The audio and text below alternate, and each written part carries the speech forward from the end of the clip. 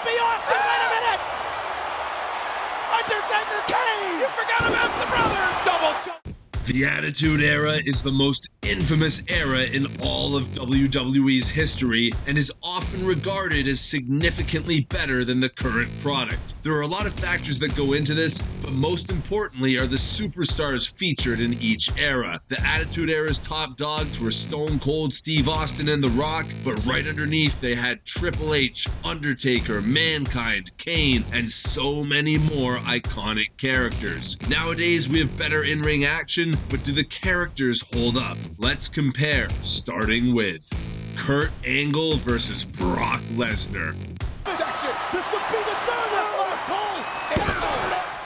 I know, this match happened and it was the infamous main event of WrestleMania 19. That said, Brock is still competing today, while Kurt has long since retired. Also, WrestleMania 19 is well after the Attitude Era, so we're comparing Kurt Angle with hair, who, bear in mind, won the world title from The Rock, to current Brock Lesnar. This is a tough contest as Kurt was super entertaining and already amazing in the ring, but we have to give this one to the Beast. Why? He's been dominant for over a decade. He's still dominant now. He's improved as a character and is always one of the most exciting parts of the show when he shows up. Score one for the new generation. Stone Cold Steve Austin versus Seth freaking Rollins. Triple H been nothing but faithful. Luther's press. Right hand by Austin. Seth Rollins does things in the ring that Stone Cold could only ever dream of. He's also done a great job recently of finally finding his footing as a character and becoming more of a spectacle rather than just a great in-ring worker. That said, this one isn't even close. Stone Cold is the most successful draw of all time in wrestling, and there's a reason for that. He was great in the ring in his own way, he cut amazing promos, he had an amazing character, and his finisher, the Stone Cold Stunner, is iconic. Not to mention his feuds are the stuff of legend. Sorry, Seth, but again, not even close. 1 point for the Attitude Era, tying up the proceedings. The Undertaker versus Drew McIntyre. We're counting the Ministry Undertaker and the Biker Undertaker here, and with that said, it's gonna be another obvious one. Don't get me wrong, Drew McIntyre has improved by leaps and bounds, and I'm a huge fan of the Scottish Warrior. He got jacked, he's great in the ring, he cuts interesting promos, but come on, man. The Ministry of Darkness Undertaker became the main villain when The Rock and Stone Cold Steve Austin were too likable to be villains. Triple H hadn't caught up yet, and Taker was an extremely believable main antagonist. And then he killed it as a biker too. Sorry, Drew. Again, this isn't close. With 2 points, the Attitude Era takes the lead. Roman Reigns versus The Rock. Adrian Spears to the champion. Here's the cover. Hook for the leg. Now this is a tough competition. Up until the last few years, this was an easy landslide victory for The Rock, but WWE has finally gotten Roman over with the fans, and he's in the midst of the most legendary title run in WWE history. All of The Rock's title reigns combined don't come close to even a fraction of Roman Reigns' current run. Roman has main evented more pay-per-views, more WrestleManias, and had more screen time than The Rock. So why is it close? Because The Rock didn't need all that time. He didn't need endless title runs. He only needed to be himself, and he absolutely crushed it. This is a close fight, don't get me wrong, but in the end, The Rock takes it 100%. There's a reason the whole world knows who he is, and us WWE fans were the first to see it. Attitude Era is up 3-1. Mankind versus Kevin Owens. What's he doing? Mankind started out a little before the Attitude Era as a deranged psycho. By the time the Attitude Era kicked off, he had built so many layers into the character that if he had just left it at that, the character would still be legendary. But later on in the Attitude Era, he added a layer of childlike vulnerability that endeared him to fans worldwide and led to 3 incredibly brief title runs in 1999. Kevin Owens is a great character and can play the face or the heel and is great in the ring. But who did fans truly connect with more? My money's on Mankind, who sometimes is only remembered for his hardcore moments and and Hell in the Cell bumps. This isn't a knock on Owens at all, but Mankind had the depth, the matches, the range of character, and more world title runs to his name. 4-1 for the Attitude Era. Kane versus Braun Strowman. Hell of a chance to win. And look at this!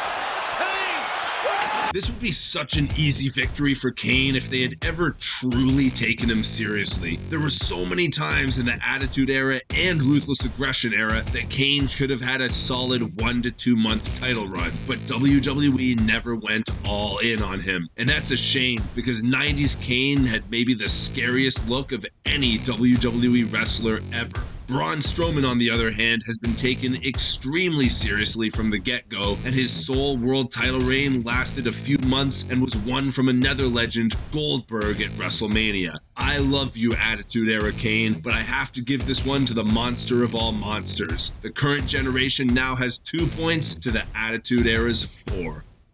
Triple H versus Randy Orton. Introduced to the ring post. Hey, roll up! What a moment!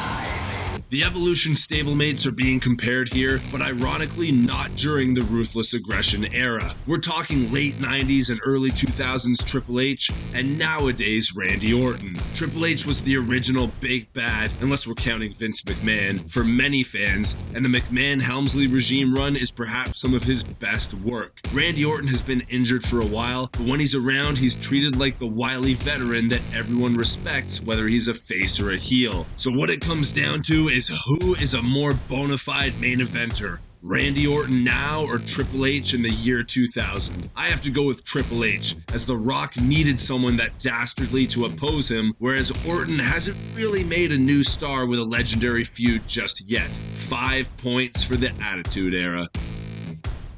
Shawn Michaels versus AJ Styles.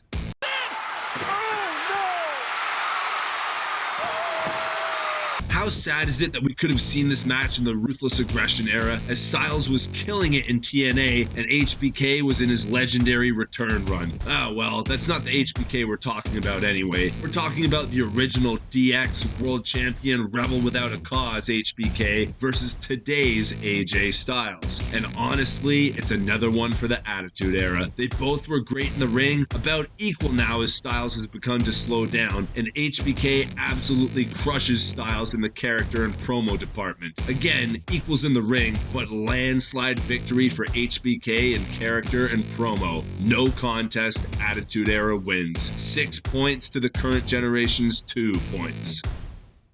Big Show versus Cody Rhodes. The Big Show with a toe slam! Well, here's a random match, and one we got to see far away from both of these eras, as Cody took Big Show's Intercontinental title a decade ago, but also about a decade after the Attitude Era. So weird. Anyway, Big Show's on this list because he won the world title in late 1999 and was always in the main event scene before and after that. Cody Rhodes has yet to win a world title, but I would argue his character work, his in-ring work, and his promo game are significantly better than the Big Show's generic "I'm big and that's it" character. I was hoping for a win for the current era, and this is an easy one. 3 points to the current generation, 6 for the Attitude Era. Rey Mysterio versus Rey Mysterio? The splash! I know, I'm kind of cheating here as Rey didn't come to WWE until the Ruthless Aggression era, but let's have some fun. He's still the same guy with the same good guy character and amazing moves that he had all the way back in 2002. So how can we compare them? One way is the excitement that there was for him back then. No one knew how he would progress through his career. Did anyone see a world title win for Rey in 2002? How about a Royal Rumble victory? There was nothing but potential in 2002, and it was super exciting. Nowadays, Rey might win a mid-card title or a tag title here or there, but the sun seems to be setting on the beyond legendary career. Rey hasn't lost a step in the ring, but for that reason alone, we're giving this one to old school Rey, and the Attitude Era crushes it with 7 points to the current generation's 3. That concludes our comparison of the Attitude Era to today's era. Which ones don't you agree with? Let us know in the comments below.